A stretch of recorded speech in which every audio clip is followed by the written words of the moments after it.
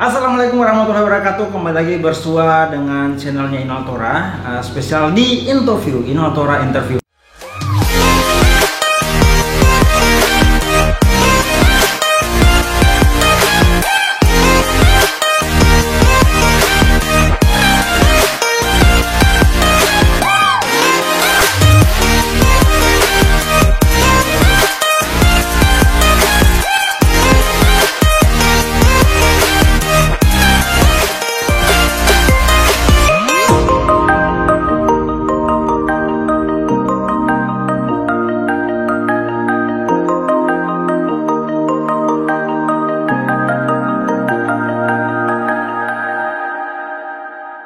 Hari ini saya menggerebek kantor DPRD Kota Kendari untuk bertemu dengan salah satu anggota DPRD Kota Kendari yang dulu pernah saya wawancarai, dan itu terkait dengan beliau yang mau maju sebagai calon legislatif, bertarung sebagai perwakilan perempuan dan akhirnya terpilih. Nah, saya sekarang tertarik kembali untuk interview dia, tapi untuk soal yang lain. Nah, salah satunya sih pernah dibahas juga di video itu. Silakan dibuka-buka video-video sebelumnya. Nah, ini dia. This is the only one, Sri Kandi dari DPRD Kota Kendari, Apriliani Puspitawati. Nah, selamat pagi. Selamat pagi. Nah, karena kita ini interviewnya pagi, saya masih gerebek dia pagi-pagi. Nah, bagaimana kabar? Alhamdulillah, seperti yang dilihat selalu sehat, ceria. Masih ingat dulu saya ke rumahnya untuk interview soal keinginan dia untuk maju sebagai calon anggota DPRD Kota Kendari, dan sekarang terpilih. Alhamdulillah, saya ingat sekali. Bagaimana bekerja sebagai anggota DPR? Luar biasa, sangat menyenangkan. Seperti yang ada dalam bayangan waktu itu, waktu di interview pertama, banyak hal-hal yang ingin dicapai, dan alhamdulillah pelan-pelan sudah menuju ke tahap itu. Oke, dan selama beberapa bulan bertugas, tantangan yang paling besar? Tantangannya yakni membuktikan kepada konstituen pemilih kita pada saat bahasa. Oke, konstituen. Bahwasanya kita tidak melupakan mereka yang ikut berjuang waktu itu. Ya, tapi kan sekarang kan di pundaknya sudah bukan lagi daerah pemilihannya. Iya, betul. Tapi sudah seluruh sekota Kendari. Sekota Kendari. Oke. Tapi sebenarnya bukan itu yang ingin saya korek-korek lebih jauh, tapi lebih ke beliau ini dulunya adalah seorang putri Indonesia perwakilan dari Sulawesi Tenggara. Dan satu-satunya yang berprestasi mewakili Provinsi Sulawesi Tenggara di ajang Putri Indonesia.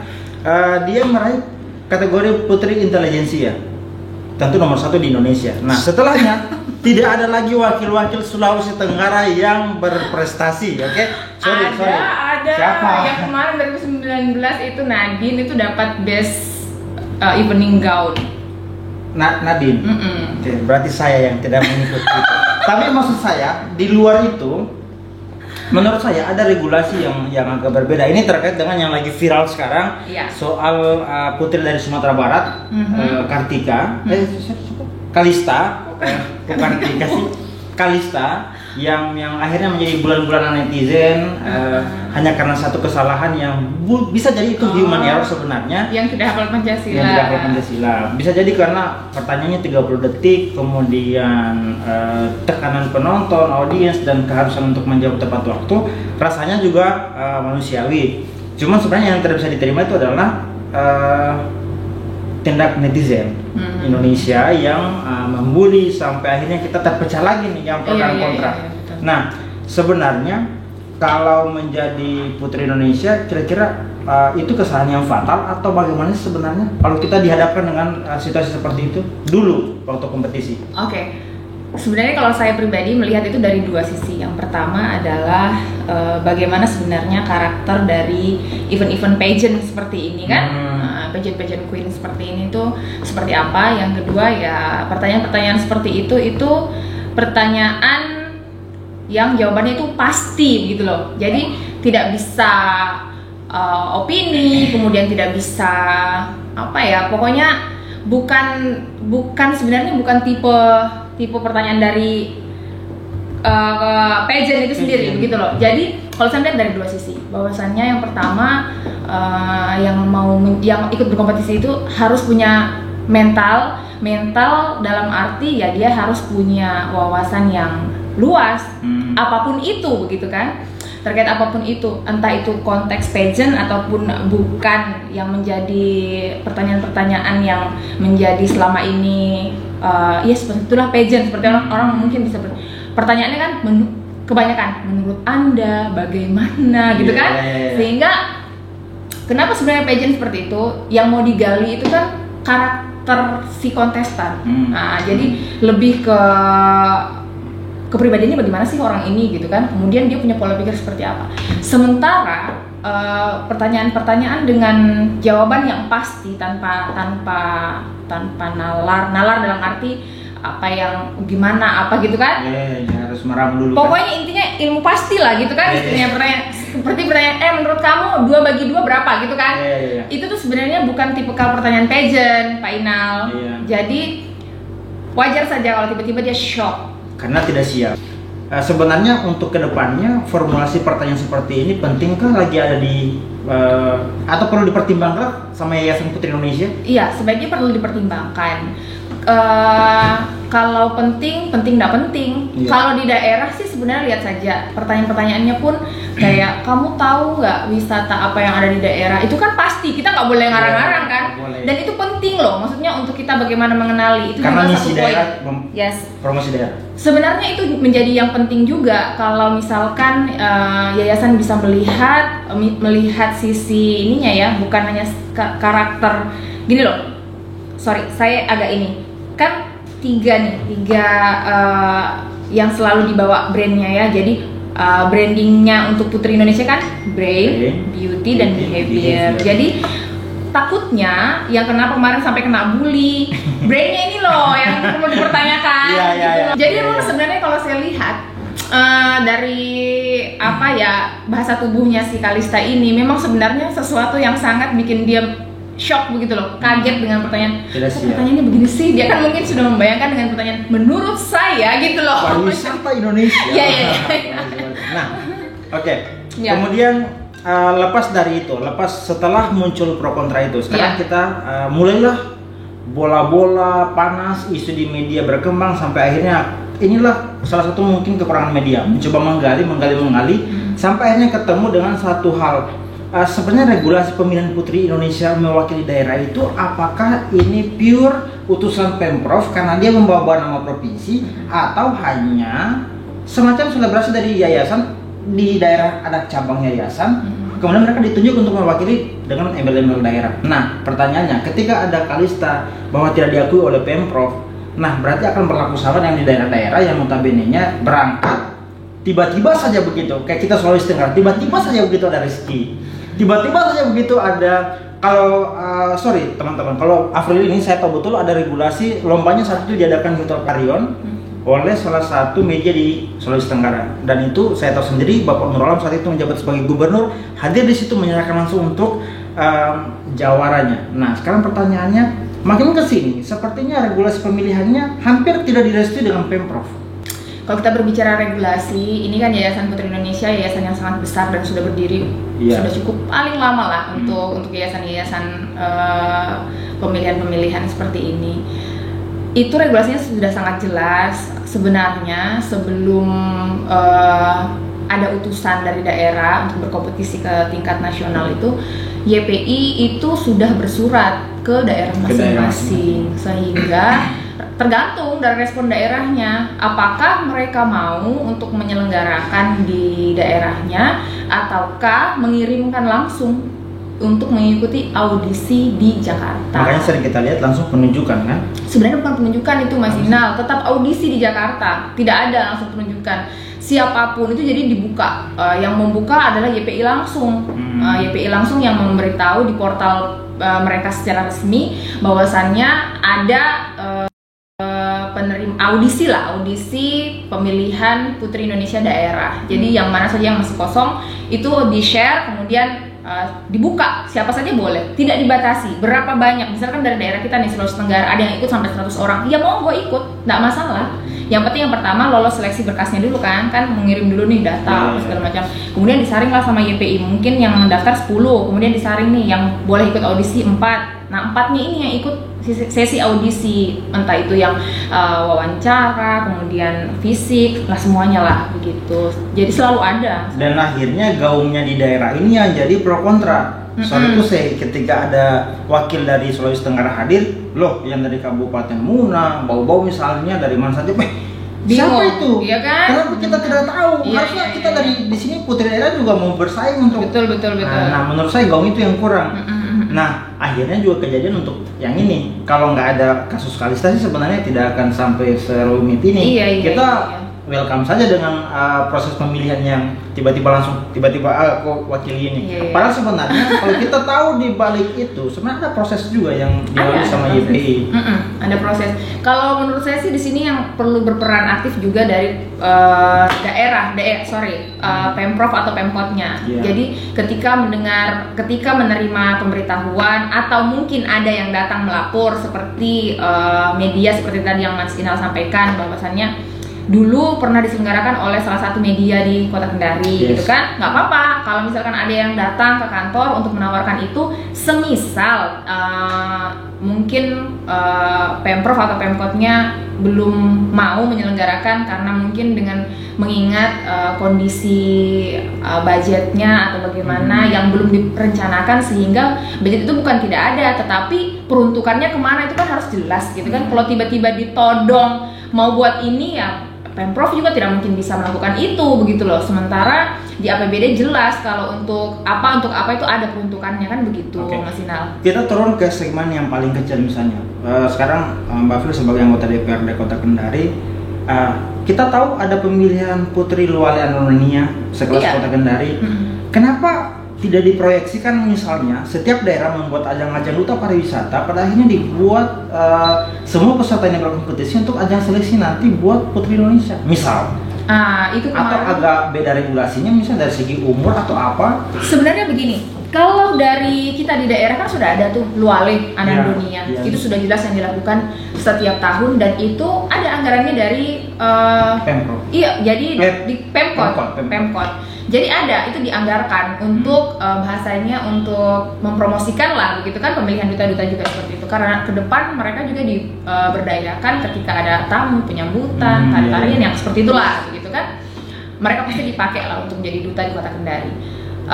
Tetapi alotnya adalah YPI tidak bisa diperlakukan seperti itu karena ada lisensi yang wajib dipenuhi dulu sama daerah. Tidak boleh kalau langsung serta-merta ke sana. Itu akan menjadi peserta ilegal nantinya karena YPI belum tentu mau menerima. Berarti YPI cukup ketat karena sebenarnya YPI target kedepannya adalah Miss Universe.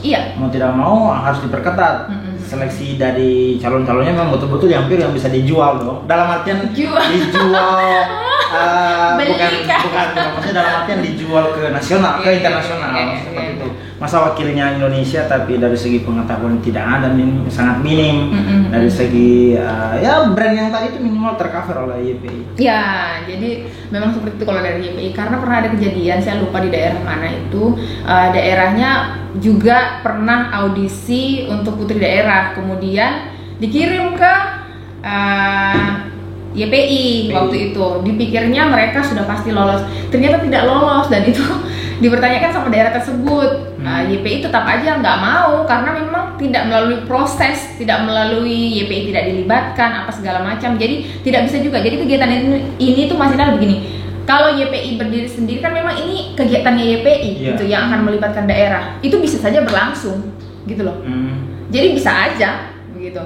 Yang tidak bisa menjadi finalis itu kalau hanya daerah tok tanpa melibatkan YPI, itu yang nggak bisa malahan. Kalau dari YPI-nya sendiri bisa, YPI legal kok, nggak apa-apa gitu loh, dia berhak untuk itu. Oke. Terakhir YPI pernah menyerukan untuk setiap daerah membuat semacam cabang lah seperti itu, yayasan pengurus yayasan YPI tapi di skala daerah. Nah, harusnya kan itu menjadi salah satu wadah untuk menyaring akhirnya seleksi dari setiap daerah.